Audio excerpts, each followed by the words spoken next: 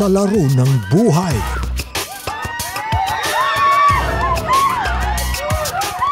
Kailangan ng matinding depensa. Ate, magkano po ulam? Kundi ikaw ang matatamaan. Salamat ha, ate. Miss, okay ka lang? Ikaw kaya bulugbugin ko ng bola sa mukha. Sa tingin mo okay ka lang? Sino ba kasing Boblox na basketball player yung gumawa nun? Ako, miss. Pero aksidente lang yun, ha? Hindi ako bobo sa basketball. Varsity nga ako sa school namin, eh. Varsity ka na sa lagay na yan? Ano bang alam mo sa basketball?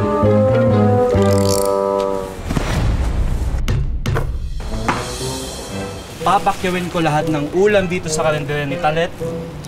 Tapos iuwi mo. Oh, tara, sige! Game! Walang atrasan dahil si Neneng B lalaban. Oh, ano? Magas mo na wallet mo! Gutom na ako! Sa dami na binili ko sa'yo, baka naman. Pwede ko nang mahingi yung Sockmed account mo. Asa ka!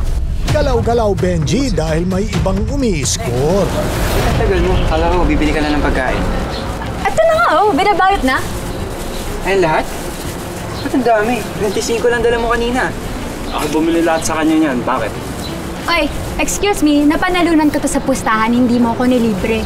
Teka, sino ba to? Ginugulo ka ba na itong mga to? Hoy pre, ikaw ang asungot na bigla na lang sumusulpot dito. Pero, kung ayaw naman pala makipag-usap sa inyo ni Neneng at natalo na kayo sa pustahan, ba't di na lang kaya kayo umalis? Loko pala to eh.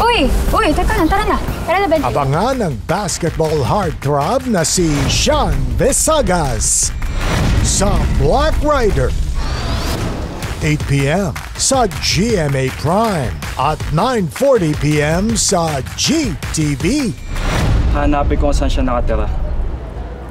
Liligawan ko siya.